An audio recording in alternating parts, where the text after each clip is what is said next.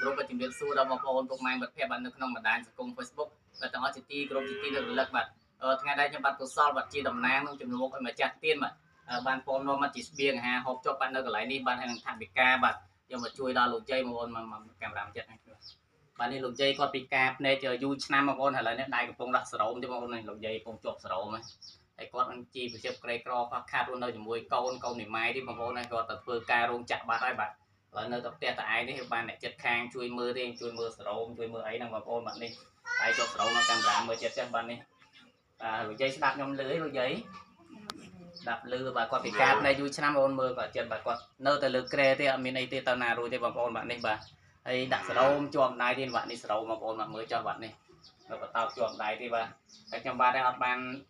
គម្រោងអីទេលោកជ័យហ្នឹងហើយយើងបានជំនួយសពរដ្ឋធម៌ពីបងស្រីយ៉ាំច័ន្ទមករួមជាមួយនឹងមិត្តភ័ក្តិរបស់បងទាំងអស់រស់នៅខាងសហរដ្ឋអាមេរិកដែលបានធ្វើទៀនបាទចំនួន7គ្រួសារបាទឥឡូវនេះគ្រួសារទី5ហើយបងប្អូនបាទហើយបងស្រីបានផ្ញើថវិកាធ្វើដងទឹកហើយនឹង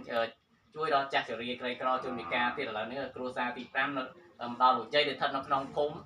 ដកពបាទឃុំរវៀងស្រុកសំរោងខេត្តតាកែវបាទនេះឥឡូវខ្ញុំបានដល់ផ្ទះនិយាយផ្ទាល់ហើយគាត់រស់នៅជាមួយកូនមីម៉ាយបាទទៅធ្វើការរោងចក្របាទហើយបងប្អូនបាទនេះលោកយាយគាត់បានអ្នកចិត្តខាងជួយមើលហើយលោកយាយគាត់មើលឃើញទេបងប្អូននេះថាផ្កាលោកយាយនេះយាយដឹងទេបាទលោកយាយនេះដៃខាងនោះអាចកំរើកើតអត់បាទនេះលោកយាយនេះលុយហ្នឹងហើយយាយទុកទិញឲ្យពិសាឲ្យកូនទិញឲ្យចុះផ្សារកាទៀវស្អីកើតទេហ្នឹងហើយចាំមើលមានពេលឲ្យកូនទិញឲ្យពិសាចុះហើយអរគុណច្រើនមែនតើដល់បងស្រីយ៉ាំច័ន្ទមករួមជាមួយមិត្តភ័ក្តិ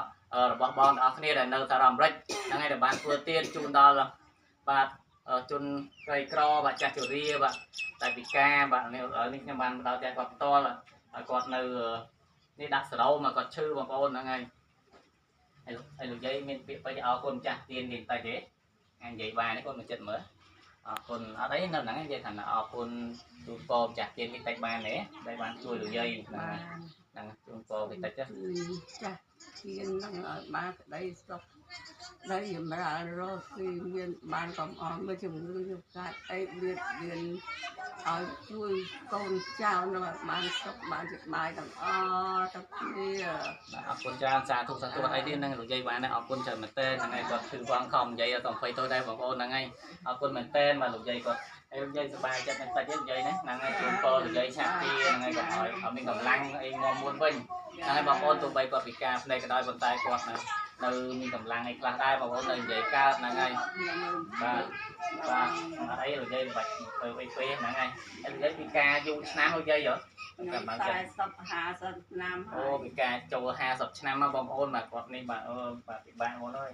ហើយរស់នៅជាមួយកូនក៏គាត់មីម៉ាយដែរហ្នឹងហើយគាត់ទៅធ្វើការរោងចក្រហើយបានអ្នកចិត្តខាងជួយទេហ្នឹងហើយអរគុណច្រើនមែនតើហើយខ្ញុំបានក៏ជំនួសដល់លោកយាយក៏សូមជូនពរដល់